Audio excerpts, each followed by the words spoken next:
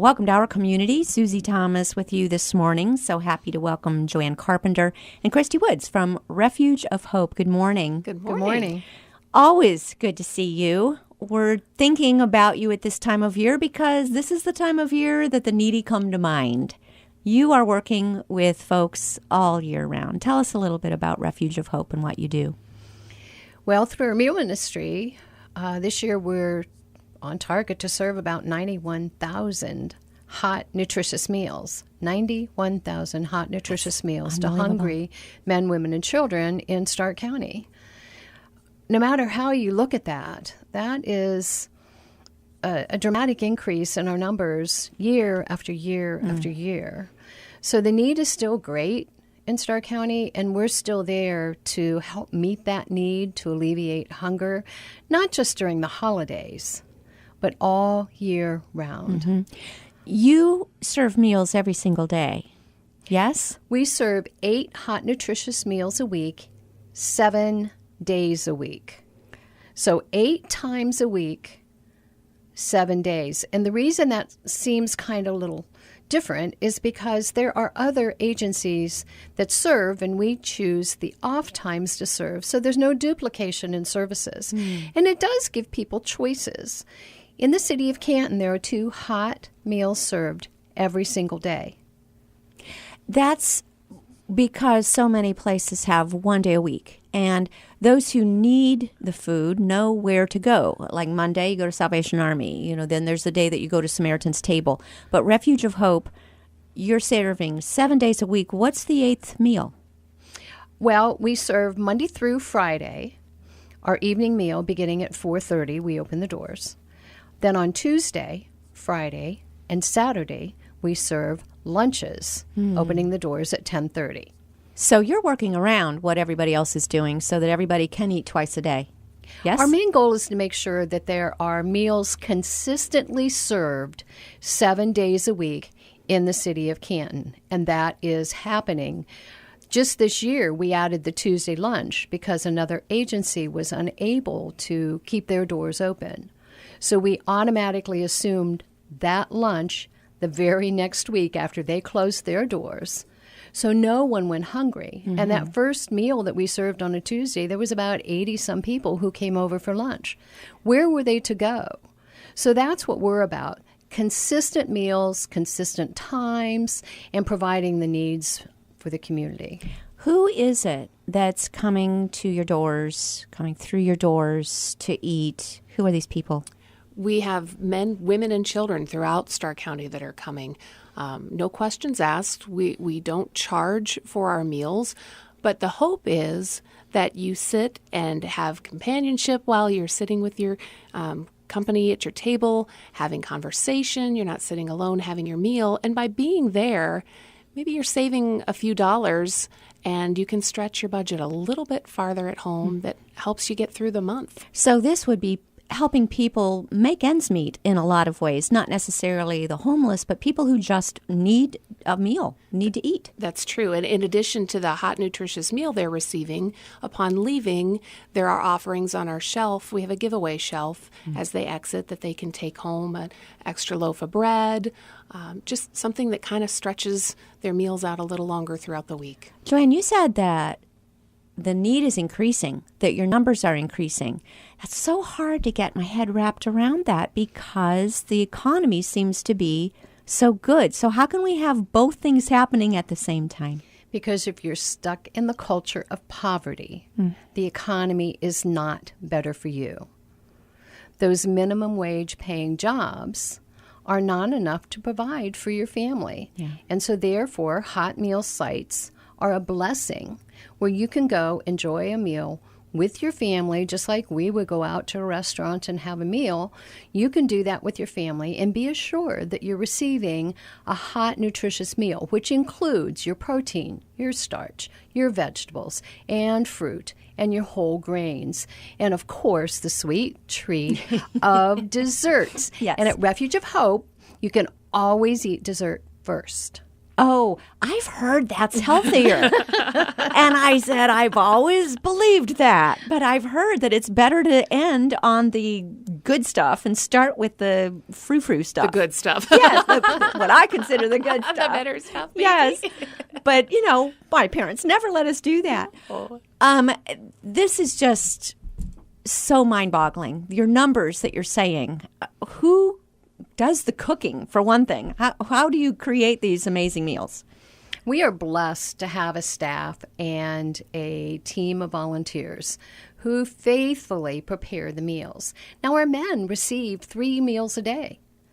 So there's that always going on. Our kitchen, the ovens turn on about 7 o'clock in the morning, and they turn off about 6 o'clock at night every single day. It sounds like a family reunion. To prepare, all the food. Yes. And one other thing that we do, especially this time of year, we are collecting hats, coats, and gloves, warm clothing for men, women, and children. And we will be having a giveaway through our mail ministry to distribute those blankets, sweatshirts, hoodies, socks, all of those items through our meal ministry. So we not only feed people, but we also try to provide for those extra needs that they might have. And you know how kiddos, you give them a pair of gloves and they lay one down and they, Right. they lose it. And so you have to replenish those things. And winter's starting early. It's cold right now. Yes. And we're going to have to go through February, March, sometimes even the 1st of April to keep people supplied with hats and coats and gloves and warm blankets and socks. I mean, think about how many socks your family goes through, just on a regular basis, let alone imagine walking out there in the elements without proper boots. Your tennis shoes, your socks get wet. Your feet are cold. So we go through a lot of those things all winter long. It's so difficult to even think of living that life through a day.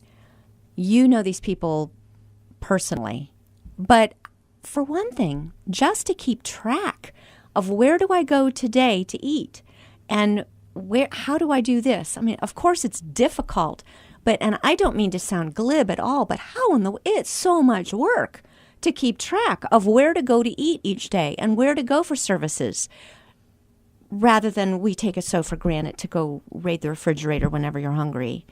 How do you get the word to them so that they know where to go and how to get the services that they need? How does that word spread among the community where the need is so great? We do keep in touch with a lot of agencies in the community. We are just one of many that serve a variety of needs. So we collectively share information between agencies to help our guests in whatever they need. If they need mental health counseling, we're going to refer people. If they go to mental health counseling and they need meals, they're going to refer them to us. So the referral network is very strong in Stark County. That's one big way. But another one is just word of mouth between the guests. And I think that's probably the biggest way that people learn about us. And maybe around the dinner table asking, hey, I need this, and somebody happens to know. Sure. How about transportation to get from one place to another? How do they do that?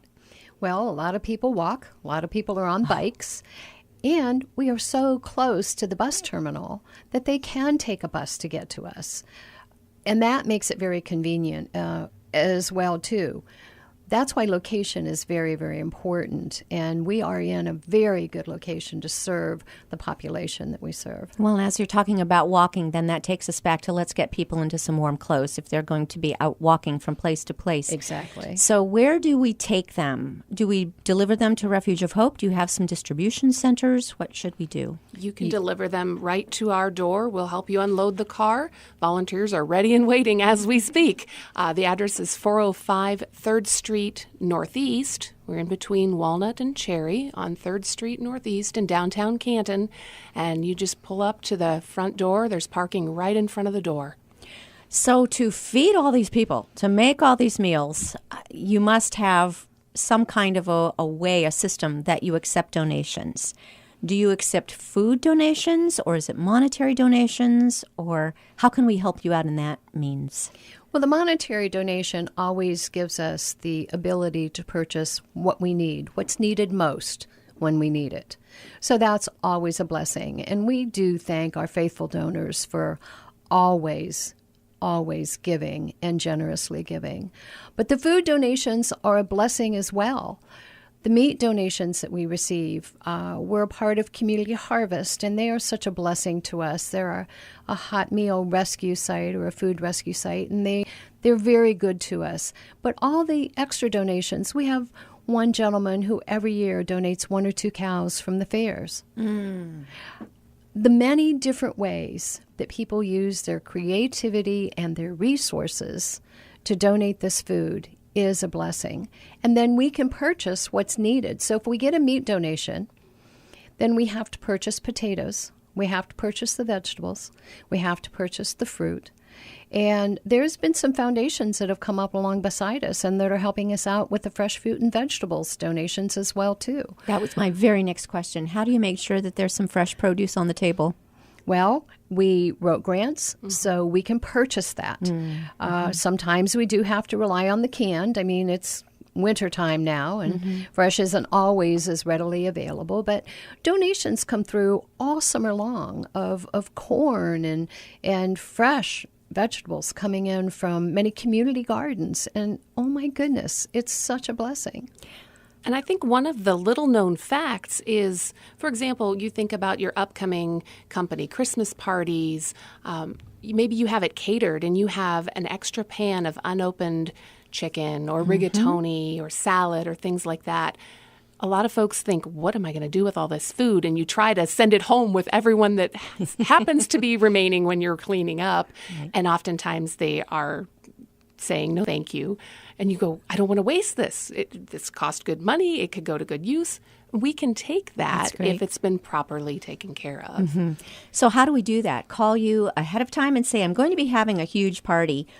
How can I bring you leftovers? Or do we call at the end of the party saying, I've got a pan of lasagna. Can I bring it over?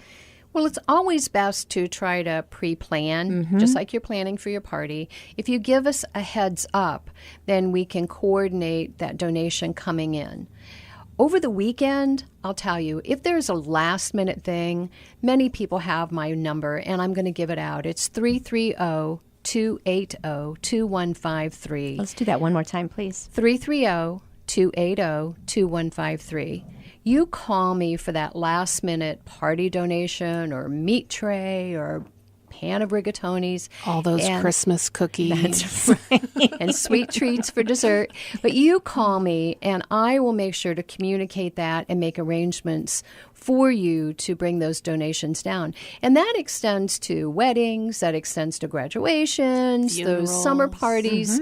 So again, here we're talking about the holidays, but please, please keep in mind that we serve people year-round, and we need your donations year-round, too. I think that's so important what you're saying. It's just getting it top of the mind. We only don't do it because we're not thinking about it. So if we can just keep this on top of the mind as far as what to do with those leftovers, this is brilliant. And then what doesn't go to waste, and it really feeds someone who needs it.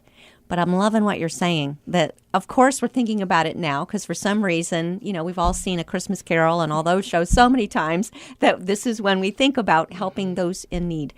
There's need every single day. There is. Okay, let's give that number one more time, 330-280-2153. And your website is what, Joanne? refugeofhope.org. Okay, that's easy. In the second half, I want to be talking about volunteering, what the requirements are to volunteer, what kinds of volunteers you need right now for this bigger time of year, and then what do you do December 26th? That might be a really good day to volunteer because people are turning volunteers away on the 25th. But we will be back with Joanne and Christy after these words. You're listening to Our Community.